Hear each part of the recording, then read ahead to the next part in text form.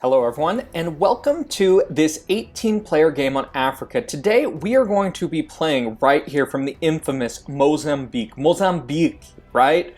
Mozambique is a country in East Africa.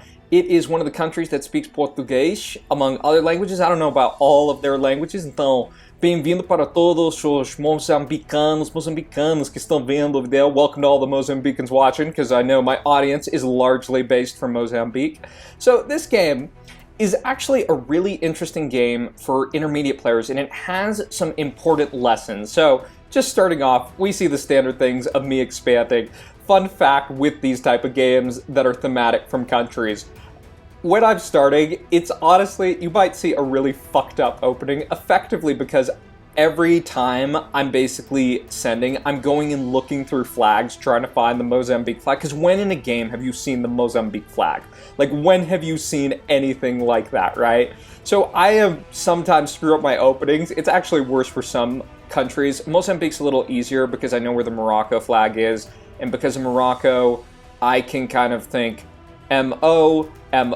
Mozambique's pretty close by. So starting off this game, I'm just kind of expanding. I see this player up here. There is a very good argument to attack them, but also thinking you might want to have them in these type of positions clean up some more bots, because that's just going to be more efficient use of land. So it looks like I let them be.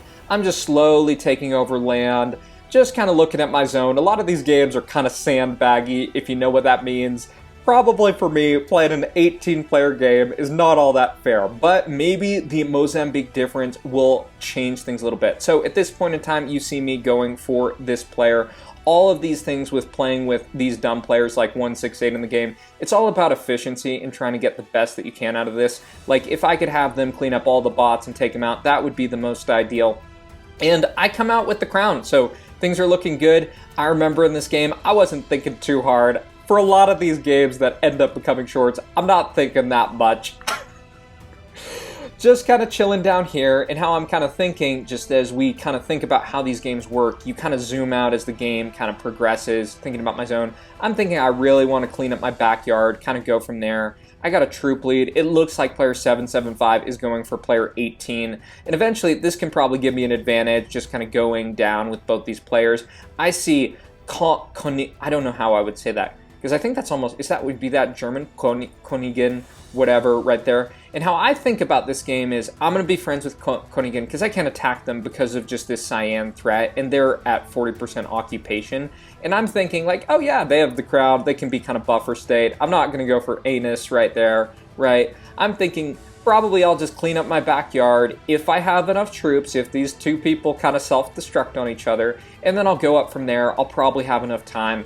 But looking at the game in retrospect, we see that these players in cyan, they got a lot of land, and the crown is very misleading, because player 211 here is actually only about 800 troops behind, and they got a hell of a lead. So at this point of the game, I don't know what I'm doing. I notice player 623 here in the post-game, just reviewing what's going on. So the occupation percentage at 38% is a little deceiving. So we see player 775 going for the player 18 right here. They really should not be doing this with me sitting next door. It's kind of a tunnel vision thing, like I'll attack the low troop player. So as I go to red interest, I start going for player 775, just thinking, oh, perfect, I'll clean up my zone, this will be good, I'll pivot out. I'm sure this dude up here in like Sudan, Africa will be fine. But he is being swarmed really quick.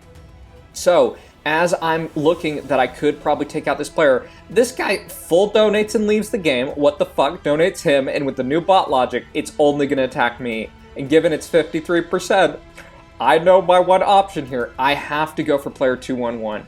Really, alarm bells should be going off sooner. I could have had better awareness in this game.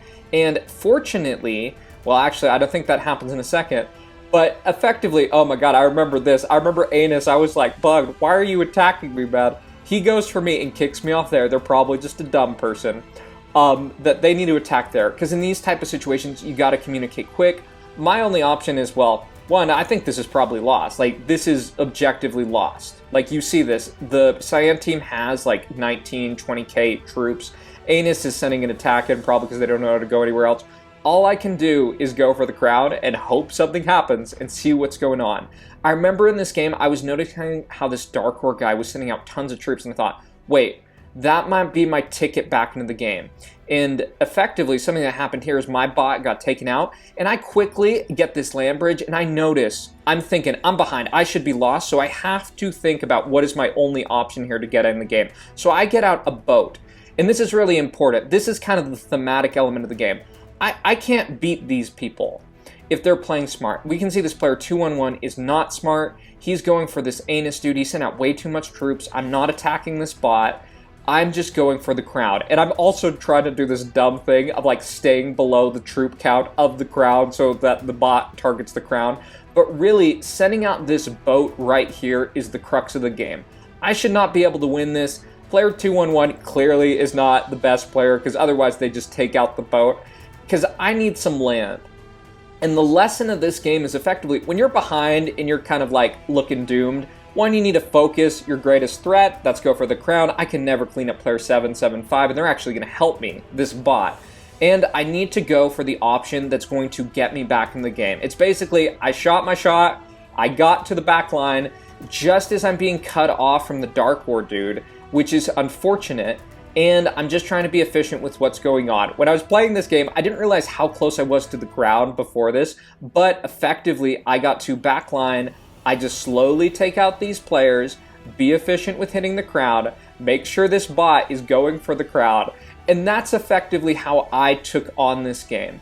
I focused on the threat, I looked for my option, I was efficient with what was going on. I didn't think like, oh, I can get a little land going for 7-7-5. They're not in that position. So this player at this point is just given up, and we have effectively gotten a win for Mozambique.